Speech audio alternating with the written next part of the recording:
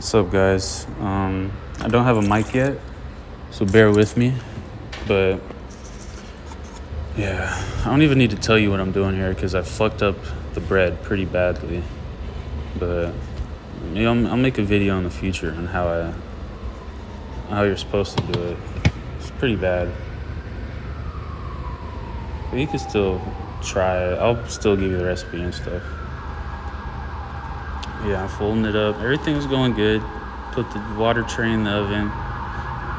Scored it. It was looking pretty decent. And then it just came out bland, like all vanilla looking, burnt on the bottom. So I was like, fuck it, I'm still using it.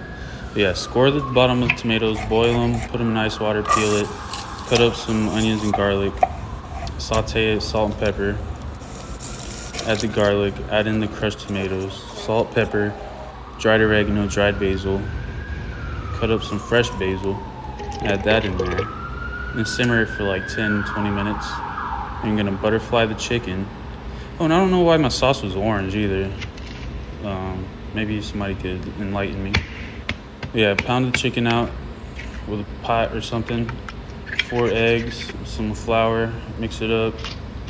More flour, salt, pepper, garlic powder, onion powder. And then into the egg, and into the panko. And you really want to press it down too. Make sure it's really coated on there. Yeah, I don't know why I tried that cheese water. It was gross. Don't try that. Yeah, cut up your cheese. Get all your mise en place ready. Cut the bread. Yeah, just cut the bottoms off and use the top. And then fry it in olive oil. Fry it like 300 for a few minutes till it's brown. Grind up those tomato skins. Add the sauce, chicken, some basil, some more sauce, and that cheese. And then some more cheese. And then some tomato flakes. And then a mushroom. Bruh. And then under the broiler for a minute till it gets brown. Look at that cheese pool. Look at that. Some sauce on the side.